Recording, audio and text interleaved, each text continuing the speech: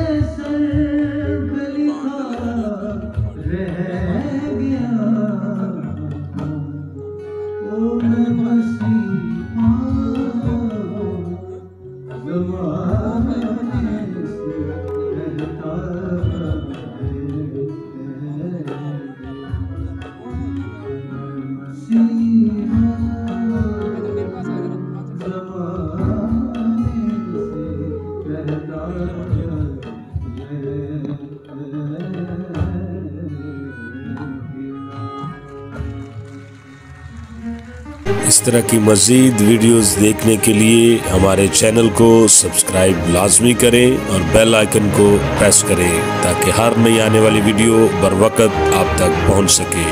Thanks for watching.